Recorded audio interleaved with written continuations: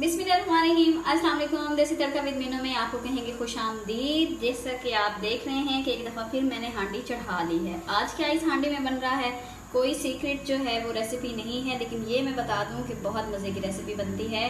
और हम बना रहे हैं इस खाली जो है हांडी में, क्या बना रहे हैं जी, हम बना रहे हैं कीमा। तकरीबन आधा किलो जो कीमा है ना, इसको मैंने वॉश करके छलनी में खुश कर लिया है। अब मैं बना रही हूँ देसी घी में। तो देसी घी में जिस तरह हम बनाते हैं ना, बड़ा सिंपल तरीका है। वो लड़कियाँ जो ज़ाहिर अभी खाना बनाना सीख रही हैं ना, वो मिनटों में सीख लेंगी। अब मैंने खाली कड़ा, उसमें कोई ऑयल वॉयल कुछ भी नहीं डाला। ये देखें, मैंने सिंपल ये डाला इसके अंदर। एक मैंने दरमियाने साइज़ का लिया है प्याज, उसको मैंने मोटा मोटा कर लिया है चॉप। अब सीधा वो भी इसके अंदर डाल देंगे।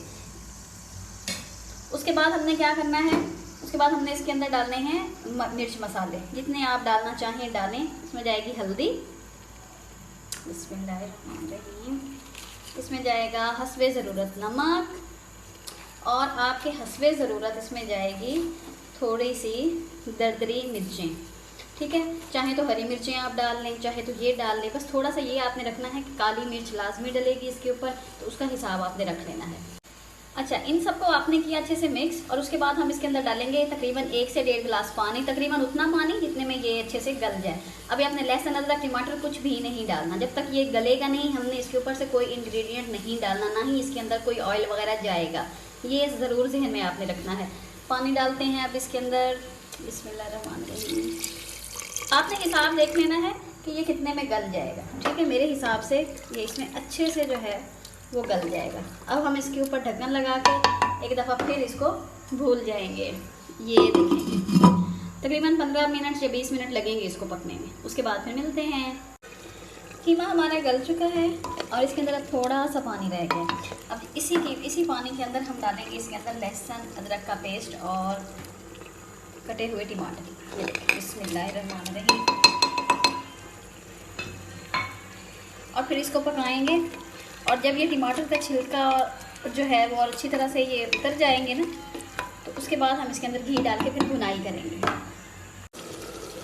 जी जनाब, ये देखें मसाला अच्छी तरह से इसके अंदर मिक्स हो गया है। जो मैंने लहसुन अदरक बिल्कुल गलाने के बाद एंड में डाला था, उसकी वजह ये थी कि उसके बाद भुनाई के टाइम पे जब लहसुन अदरक डाला जाता है तो उसकी बड़ी खूबसूरत एक खुशबू आती है खाने में से, जो मतलब खाने के टेस्ट को 4 चांद लगा देती है। चाहे वो कीमा हो, भुना हुआ जो है कोई भी किसी भी किस्म का गोश्त हो।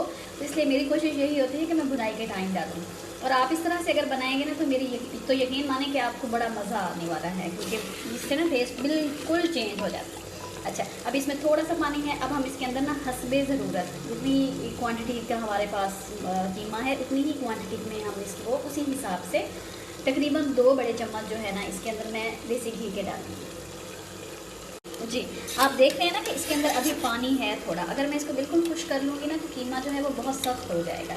ये 1 चम्मच, बिस्मिल्लाहिर्रहमानिर्रहीम। और ये हुआ दूसरा रिफाइंड ऑयल। थोड़ा सा और मैं डालूँगी। रिफाइंड ऑयल्स की बजाय कोशिश किया करें कि देसी घी इस्तेमाल करें, ताकि उसकी ताकत और जो उसका फ़ायदा है वो हमारी बॉडी को पहुंच सके। अब हम भुनाई करेंगे इसकी अच्छी तरह से, लेकिन इसके साथ ही हम जो है इसके अंदर डाल देंगे हरी मिर्चें 4-5, बारीक नहीं काटनी, बस खुशबू के लिए ऐसे। बस अब आपने इसकी भुनाई लगानी है। जब पानी खुश्क हो जाए अच्छी तरह से, तो थोड़ा सा और पानी लगा दीजिएगा, और उसके बाद फिर गार्निशिंग कर देंगे। इतनी सी बात। ये देखिए कीमे की भुनाई अच्छे से हो गई है, बड़ी ही मज़े की खुशबू आ रही है। अब हम इसके अंदर डालेंगे दरदरा ही पीसा हुआ है। ये देखें मैंने डाला है इसके अंदर सूखा धनिया और गरम मसाला। इसमें ज़ीरे की मिकदार ज़रा मैंने ज़्यादा डाली है। अब हम इसके ऊपर से जो है इसका छिड़काव कर देंगे। बिस्मिल्लाहिर्रहमानिर्रहीम। हमारे ये कीमा हांडी जो है वो अब कंप्लीट है। इसको डिश आउट करके इसकी मैं फाइनल लुक आपसे शेयर करूँगी। ये थी हमारी कीमा हांडी की फाइनल लुक। ज़रूर बना के ट्राई कीजिएगा और मुझे ज़रूर बताइएगा कमेंट्स बॉक्स में कि आपको ये कैसी लगी। बड़े ही मज़े की बनती है। देखिए सादा इंग्रेडिएंट्स के साथ जो हमारे किचन में होते हैं, उसी के ज़रिए मैंने ये बनाया, लेकिन मुझसे बेट लगा लें कि इसका टेस्ट जो है वो बहुत डिफरेंट है और बहुत ही ज़्यादा मज़े का। अगर आपको मेरी रेसिपी पसंद आई हो तो लाइक, कमेंट और शेयर करना मत भूलिएगा। इसी के साथ मिलते हैं फिर किसी नई रेसिपी के साथ। तब तक के लिए अल्लाह हाफिज़।